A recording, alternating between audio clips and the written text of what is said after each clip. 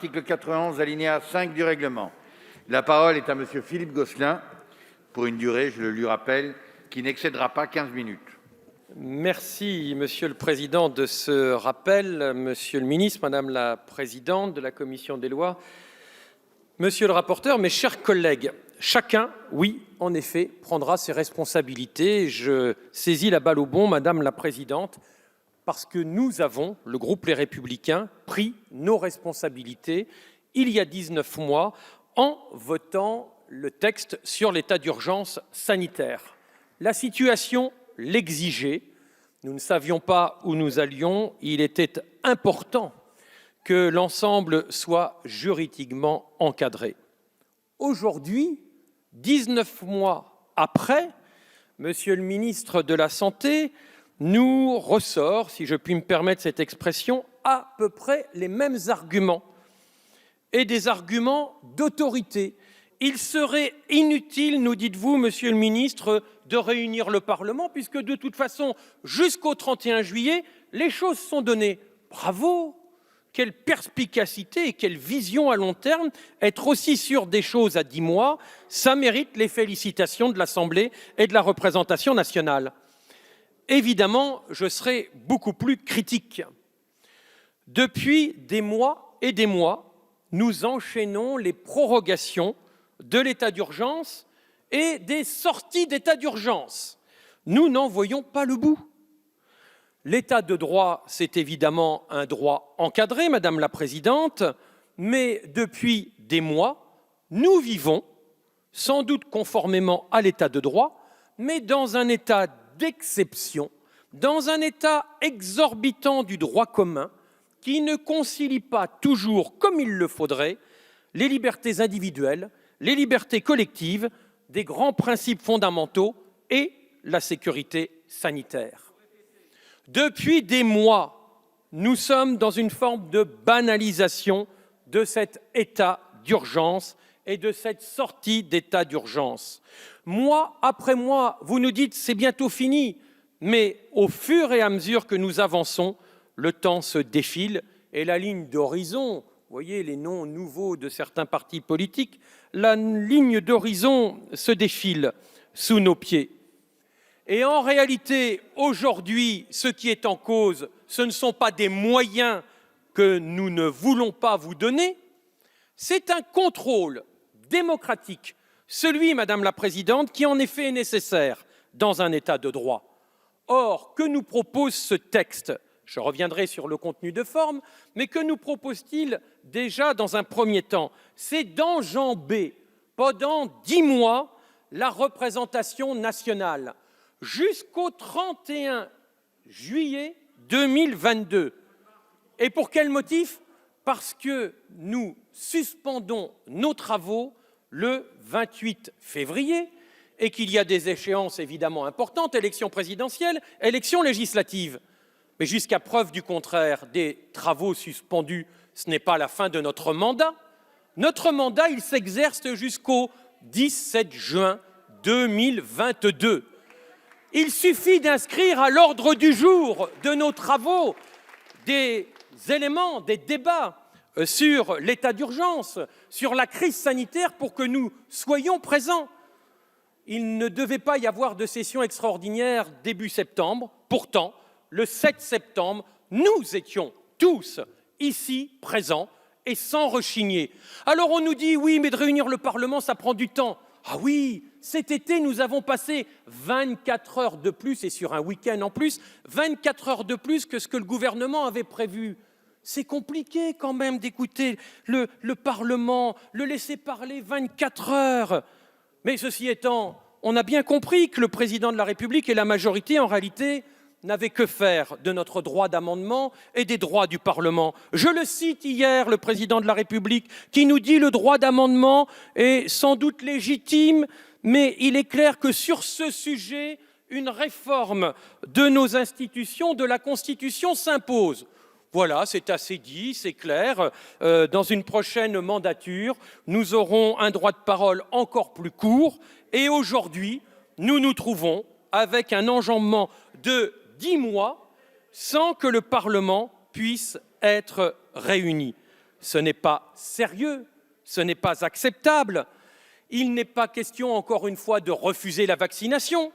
Ce n'est pas mon propos, ça n'a jamais été le propos des Républicains qui se sont toujours engagés pour cette vaccination. Il y a aujourd'hui plus de 50 millions de nos concitoyens qui sont vaccinés et c'est heureux. Moi-même, j'ai eu la Covid et je sais que j'ai pu éviter, grâce à la vaccination, une forme sans doute plus grave, comme certains de mes proches, comme les vôtres. Donc, pas de faux débat, pas de débat binaire où il y aurait les bons et les mauvais citoyens, les bons et les mauvais parlementaires. Ça suffit, effectivement, ces arguments d'autorité où tout doit être décidé par l'exécutif parce que le Parlement sera en congé, entre guillemets, et parce qu'il ne plaît pas finalement à la majorité et au président de la République de devoir, si besoin était, si ça flambait, avoir un nouveau débat parlementaire, effectivement, pendant la campagne présidentielle. Faut-il craindre à ce point le débat démocratique pour le renvoyer au mois de juillet 2021? Faut-il craindre à ce point les réactions populaires pour renvoyer au milieu des vacances de nouveaux débats parlementaires? Faut-il craindre à ce point cette Assemblée pour renvoyer à une autre mandature, une autre législature, un débat qui doit être démocratique? Je trouve cette attitude très dérangeante et, dans l'esprit, contraire d'une certaine façon, oui, à l'état de droit. Alors qu'on nous parle de frémissement, oui, je l'entends, effectivement, rien n'est définitivement assuré avec la Covid. Rien ne permet de dire qu'il n'y aura pas ici ou là, et peut-être même ici et là, à nouveau une crise. Nous étions, en effet, il y a 15 jours, avec la présidente de la commission des lois et notre collègue Mazars, vice-président, dans les Antilles, Guadeloupe et Martinique. Et nous pouvons attester, évidemment, et nous sommes bien d'accord sur ce point, nous pouvons attester des grandes difficultés rencontrées là-bas. Je pourrais aussi, avec une casquette Nouvelle-Calédonie, attester des difficultés en Nouvelle-Calédonie, mais aussi en Polynésie, et aussi en Guyane, et dans les Outre-mer, pas de façon générale, mais assez singulièrement. C'est ce qui nous a amenés à voter, je le rappelle ici, à l'unanimité, le texte qui s'applique dans les Outre-mer depuis septembre, et sans rechigner, parce que, objectivement, il y avait des raisons de le faire. Alors pourquoi voudriez-vous que demain ou après-demain, c'est-à-dire après février et avant le 31 juillet, nous soyons dans une posture de rejet quand les faits peuvent s'imposer? Les faits peuvent être têtus. S'il y a nécessité d'un état d'urgence, s'il y a nécessité d'une sortie de l'état d'urgence et peut-être aussi d'une certaine façon de passe et de moyens particuliers, oui, nous sommes prêts à vous les donner, mais à condition qu'il y ait un vrai débat et pas simplement la remise d'un rapport dont on nous fait l'aumône de l'avoir 15 jours avant notre départ.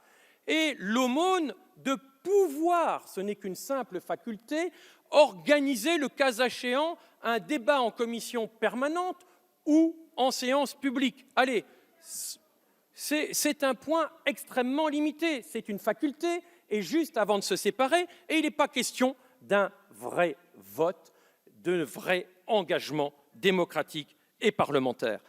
Et cette clause de revoyure, Madame la Présidente, que vous évoquez en disant « mais nous sommes là depuis 10 fois, 11 fois, nous avons eu les débats ici ». Oui, c'est vrai que nous avons eu plusieurs fois des débats sur cet état d'urgence, la sortie, le pass sanitaire, j'en passe et des meilleurs. Mais à chaque fois, c'est sous la contrainte des événements que cette clause s'impose depuis le début. Et nous en avons même fait une proposition de rapport avec Sacha Houlié, majorité comme opposition. Une proposition de rapport, c'est une clause de revoyure tous les 3 mois. C'est quand même pas sorcier. Une fois par trimestre, on se retrouve pour un débat démocratique sur un sujet qui concerne effectivement l'ensemble de nos concitoyens. Eh bien non, à chaque fois, c'est refusé. Et là, à nouveau, et ce n'est pas simplement 3 mois, c'est 10 mois. Ce n'est pas acceptable, je vous le dis très sincèrement. Alors, nous avons notre collègue Pont qui dit que le contexte de changement de législature nous impose tout cela. Mais mon cher collègue, je vous le redis, les yeux dans les yeux, vous êtes rapporteur encore pour quelque temps, nous sommes tous députés pour quelque temps, et moi je suis prêt à vous retrouver une nouvelle fois au mois de février, au mois de mars. C'est devenu un tel bonheur de pouvoir échanger, monsieur le rapporteur, avec vous et monsieur le ministre, qui prête beaucoup d'attention, comme toujours, aux propos que l'on peut tenir, qui s'ennuie, pour ne pas employer un terme sans doute plus direct, qui s'ennuie à chaque fois qu'il doit effectivement discuter, débattre avec la représentation nationale. Parce qu'en réalité, le seul terme que vous avez en bouche depuis plusieurs mois, c'est proroger, proroger, proroger et proroger. Eh bien oui, prorogeons si besoin était, mais prorogeons en faisant attention et en prenant en compte aussi la réalité des territoires. J'en viens à cet aspect de territorialisation qui a été demandé par nombre d'entre nous et depuis de longs mois, et dont un amendement a permis un petit aboutissement, devrais-je dire, aurait pu permettre un petit bout d'aboutissement avec l'amendement de Pacôme-Rupin.